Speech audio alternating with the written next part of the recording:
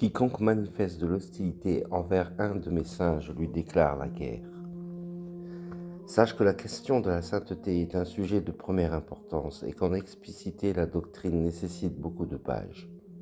Le hadith Qudsi suivant suffira à éclairer mon propos. Ibn Atta Allah cite ensuite la longue chaîne des transmetteurs de ce hadith, lequel a été recueilli de la bouche du prophète par le compagnon Abu Huraira. Dieu, qu'il soit glorifié et magnifié, a dit « Quiconque manifeste de l'hostilité envers un de mes saints, je lui déclare la guerre. Mon serviteur ne se rapproche pas de moi par quelque chose qui me soit plus agréable que l'accomplissement de ce que je lui ai prescrit.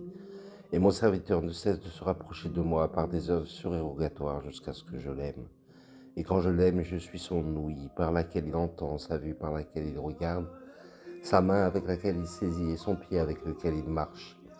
S'il m'adresse une demande, certes, je l'exauce. S'il cherche refuge auprès de moi, certes, je le lui accorde. Rien de ce que j'accomplis ne me fait autant hésiter que de retirer l'âme du croyant qui abhorre la mort, à laquelle il ne peut pourtant se soustraire. Il me répugne de l'affliger. Ce hadith est recensé par Bukhari dans son Sahih et on en connaît une version qui diffère légèrement. Et si je l'aime, je deviens son ouïe, sa vue, sa langue, son cœur, son esprit, sa main et son soutien. Note combien apparaît dans ce hadith la position privilégiée qu'occupe le saint aux yeux de Dieu. Si Dieu protège ses saints contre leurs ennemis, c'est qu'ils ne se soucient plus d'eux-mêmes, mais uniquement de lui. Ils ne comptent plus sur leur propre force, car ils se reposent entièrement sur lui. Dieu suffit à quiconque s'en remet à lui. Il est de notre devoir d'assister les croyants. Ces faveurs reviennent aux saints, car leur attention ne se porte que sur lui, leur accordant son soutien perpétuel. Il a effacé de leur vue les visages de la multiplicité. Le cheikh Shihab al-Din al-Aqaqouhi entra un jour chez le cheikh Abul Hassan al-Shadili et saisit de sa bouche ces mots. Dieu dit, mon serviteur, fais de moi ta seule préoccupation, je te délivrerai de tout autre souci. Mon serviteur, tant que tu restes avec toi, tu es dans l'éloignement, mais si tu es avec moi, tu goûtes la proximité. Choisis donc. Celui qui est absorbé par mon invocation, zikr, je lui accorde bien davantage qu'à celui qui ne cesse de m'exposer ses besoins. Trouve-t-on dans un hadith Qudsi. Les êtres qui connaissent Dieu ne se préoccupent plus d'eux-mêmes, car cette connaissance suppose qu'ils ne voient que lui comme seul agent. Et comment ceux qui voient Dieu agissant chez les créatures chercheraient-ils un soutien parmi elles? Comment Dieu les délaisserait-il alors qu'ils lui ont livré leur âme charnelle et qu'ils se sont totalement soumis à lui, les protégeant par les citadelles de sa puissance et les dés de sa gloire? Il les soustrait à toute chose sauf à son souvenir, son amour et sa proximité. Leur langue ne saurait cesser de l'invoquer et leur cœur exulte de recevoir sa lumière. Il leur a donné pour patrie sa présence dans laquelle ils se blottissent. Par la contemplation de son unicité, ils atteignent la pleine réalisation spirituelle. Dans sa relation avec Dieu, disait notre maître Al-Mursi, le saint était le lionceau se serrant contre sa mère. Celle-ci laisserait-elle approcher quelqu'un voulant le tuer?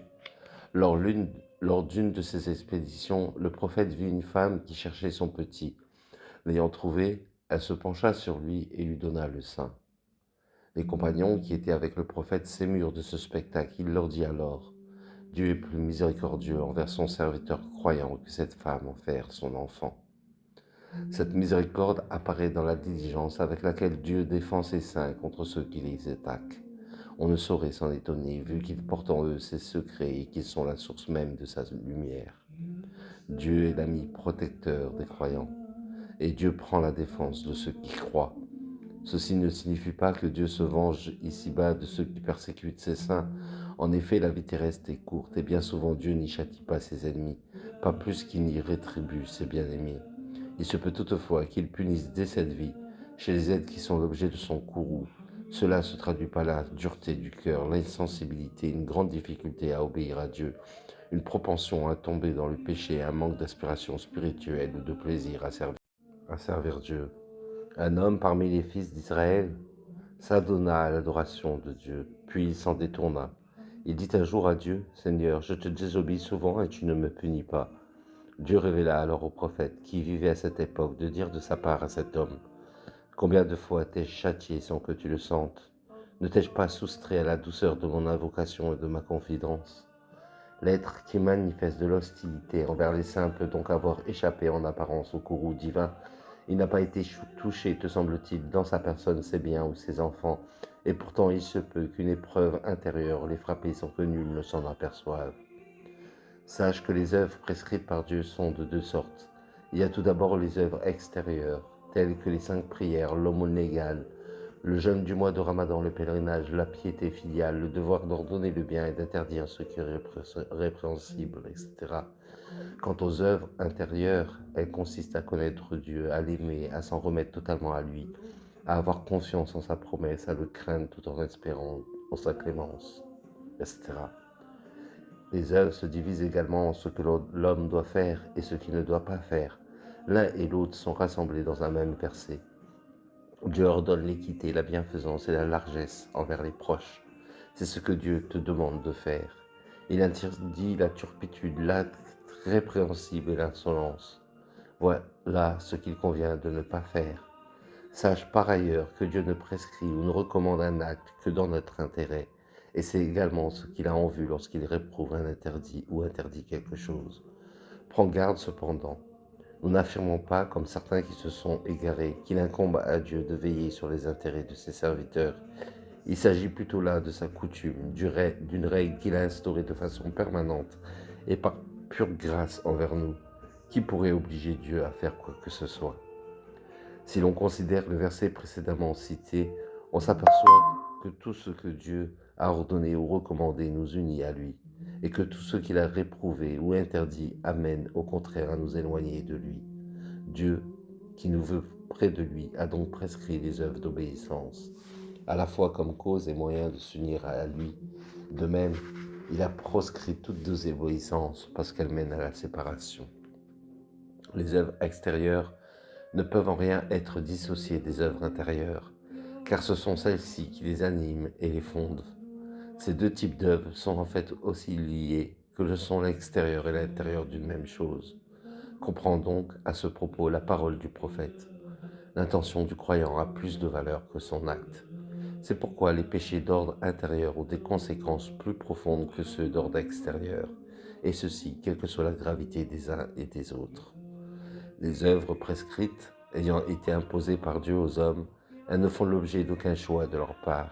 Il en a tout déterminé, leur nombre, leur moment et les motifs de leur instauration. Dans ce cas, le serviteur s'en remet totalement à ce qu'il a décidé pour lui, abandonnant par là même ses passions et inclinations individuelles. De ce fait, ces œuvres obligatoires rapprochent nécessairement l'homme de Dieu plus qu'aucune autre sorte d'œuvre. Voilà pourquoi Dieu dit dans le hadith précédemment cité, mon serviteur ne se rapproche pas de moi par quelque chose qui me soit plus agréable que l'accomplissement de ce que je lui ai prescrit. Puis il ajoute, mon serviteur ne cesse de se rapprocher de moi par des œuvres surérogatoires jusqu'à ce que je l'aime. Sache que le terme nawafil désigne le surplus, le surcroît. Ainsi, le nafal représente la part du butin supplémentaire que le chef de l'armée donne à certains soldats. Veille une partie de la nuit pour prier de façon surérogatoire, c'est-à-dire par des œuvres que, par notre grâce, tu ajoutes à celles qui te sont imposées.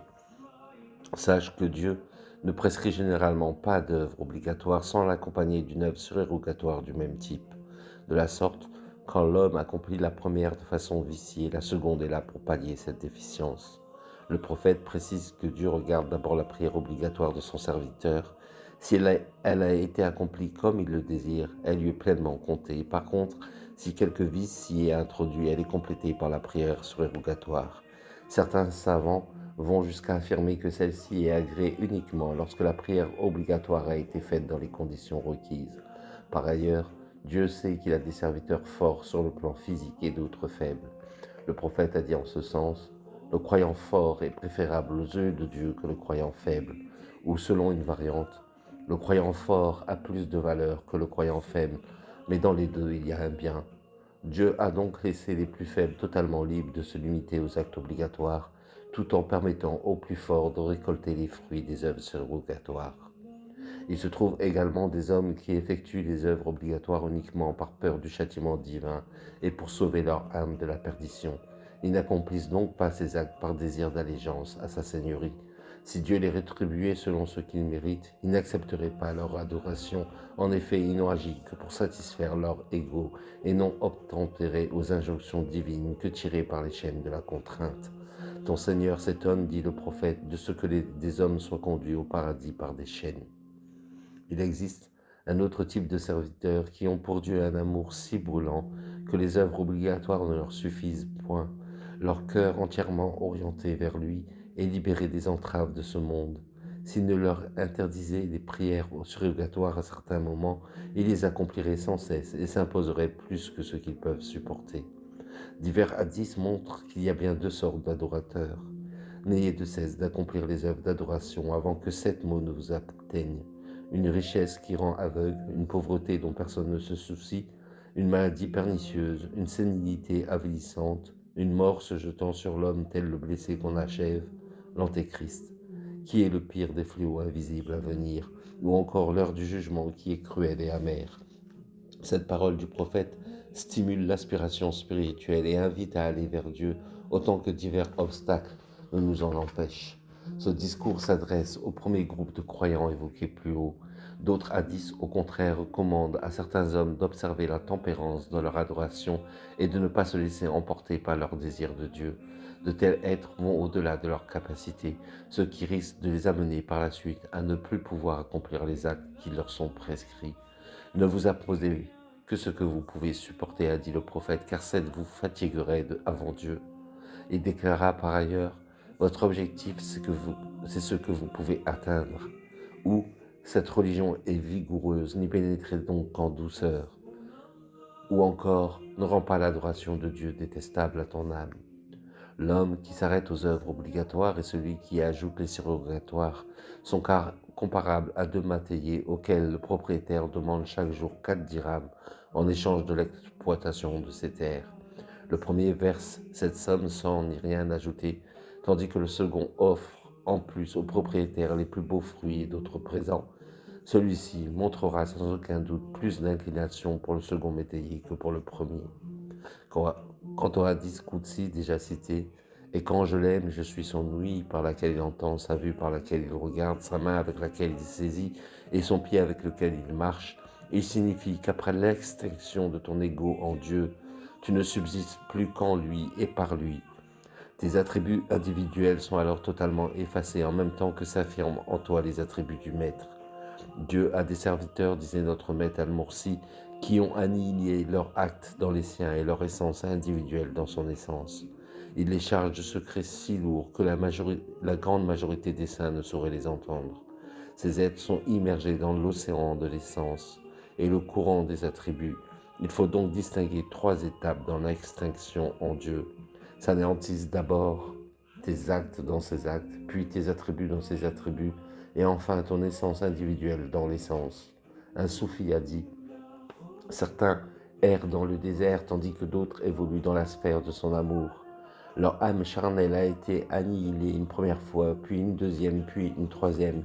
Il les a fait ensuite subsister en lui, dans l'intime de sa proximité. S'il t'éteint à ton ego, cela signifie qu'il te pérennise en lui.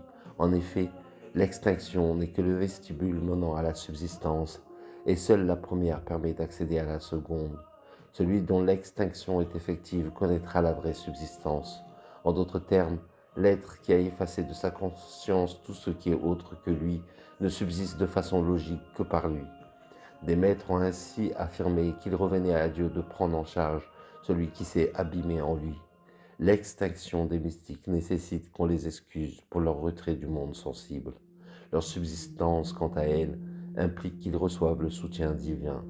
Elle les rend présents continuellement à toute chose par Dieu et non par eux-mêmes. L'extinction les amène à la mort et la subsistance à la vie. On t'interroge sur les montagnes et répond, mon Seigneur les anéantira d'un souffle. Il réduira l'emplacement en un bas-fond nivelé sur lequel on ne verra ni sinuosité ni vallonnement. Ce jour-là, ils suivront sans détour celui qui les appellera.